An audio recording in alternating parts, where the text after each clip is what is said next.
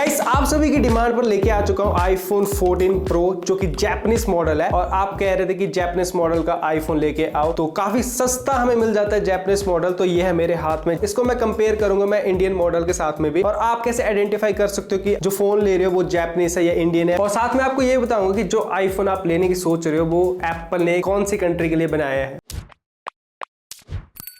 तो फिर गाइस यहाँ पे मेरे पास दो फोन है। ये जो आप डीप पर्पल देख रहे हो ये है हमारा जापानीज, और ये जो ब्लैक वाला है ये है इंडियन वेरिएंट, और ये हमारा 14 प्रो मैक्स है और जापानीज वाला हमारा 14 प्रो है। सबसे पहले डिफरेंस मैं आपको इन दोनों का बॉक्स के ऊपर दिखाता हूँ। पहले आप नॉर्मल इन दोनों के बॉक्स को देखोगे तो वैसे तो बिल्कुल सेम लगेंगे देखने को, क्योंकि जो क्वालिटी है वो बिल्कुल सेम देखने को मिलेगी, और यहाँ पर बॉक्स में भी काफी ज्यादा डिफरेंस रहता है। इन दोनों बॉक्स की अगर आप बैक साइड देखोगे तो यहाँ पर सबसे पहला डिफरेंस आपको यहाँ पर दिख जाएगा। जो हमारा जापानीज बॉक्स है यहाँ पर जापानीज लैंग्वेज का यूज किया गया है। अगर आप इसे ट्रांसलेट करके देखोगे तो ये जापानीज लैंग्वेज निकल के आएगी। तो मतलब जिस भी कंट्री के लिए बनाया होगा वहां की लैंग्वेज आपको देखने को मिलेगी बैक साइड में। और ये जो आप इंडियन वेरिएंट देखोगे यहाँ पर इंग्लिश का यूज किया गया है। और यहाँ पर इंडियन वेरिएंट की बैक साइड में नीचे आप देखोगे तो यहाँ पर www.bis.government.in यहाँ पर लिखा हुआ मिलेगा। इंडियन गवर्नमेंट की ऑथराइजेशन के साथ में आता है। और जो हमारा जापानीज वेरिएंट है यहाँ पर जापानीज गवर्नमेंट से ये ऑथराइज किया गया है। तो जो भी गवर्नमेंट के नॉर्म्स होते हैं वो सारे फॉलो करते हैं, उसके बाद ही बॉक्स वो मार्केट में आता है। तो ये आपको मेजर डिफरेंस इन दोनों बॉक्स में देखने को मिलेगा। इसके अलावा बाकी कुछ आपको ज्यादा फर्क देखने को नहीं मिलेगा। और बॉक्स के अंदर का जो मटेरियल रहता है वो भी बिल्कुल सेम रहता है, इसमें भी आपको कोई फर्क देखने को नहीं मिलेगा। और मैं अब बात करूं कि आप कैसे आइडेंटिफाई कर सकते हो कि कौन सा मॉडल आपका कौन सी कंट्री का है। जब आप अपने फोन को सेटअप कर लेते हो उसके बाद आप इजीली पता लगा सकते हो। तो इसके लिए आपने फोन की सेटिंग्स में आ जाना है। सेटिंग्स में आने के बाद आपने अबाउट सेक्शन में आ जाना है और यहाँ पर मॉडल नंबर लिखा होता है। तो जैसे आप मॉडल नंबर देखोगे तो उसके बाद आपने एक वेबसाइट के ऊपर आ जाना है। इस वेबसाइट का URL मैं डिस्क्रिप्शन में भी दे दूंगा। तो जैसे हमारा जापानीज मॉडल है यहाँ पर आप देख सकते हो मॉडल नंबर A2889 है।